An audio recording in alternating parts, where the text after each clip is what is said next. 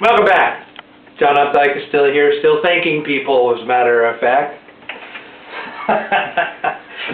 So if you had anything to say to people that are aspiring to be writers, or writers that are out there seem to be struggling, you know, and wanting to reach whatever you've reached in your career, what would you tell them?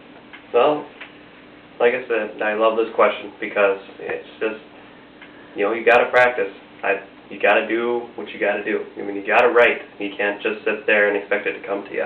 You got to practice. I've had a lot of practice, done a lot of writing, and, you know, get it published whenever you think the right one is there. So just keep going. Do you think that young writers should constantly submit to publishers, or do you think they should take some time, refine their writing? Yes, definitely refine your writing. You got to get used to revisions. When does somebody determine that it's time to submit something to a publisher? Maybe friends.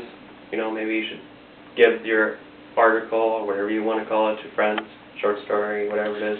See what they say about it. Usually they're the best critics you can have.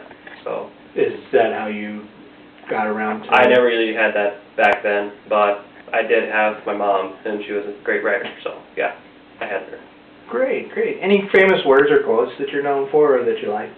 Well, one of my favorite quotes I like to say is that, you know, in the color black, there's always a tint of brown.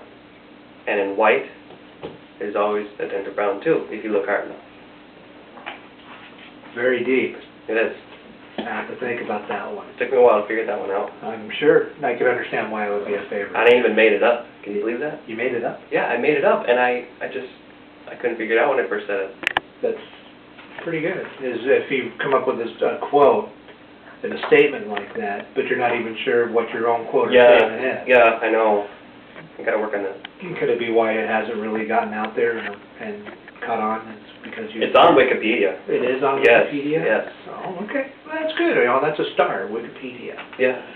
So, well, John, that's all the time we have tonight. Okay. Appreciate you being here and everything. Thank you, Bobby Bizzle. Yeah, no problem, John. Bobby Bizzle is always here for you. Sweet. So maybe you can come back again sometime whenever you have a little bit more time. Okay, definitely. We appreciate your time and everything, sir. Thank you. Thank you. Thank you.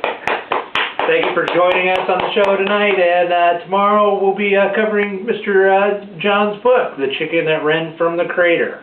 Have a Copacabana night.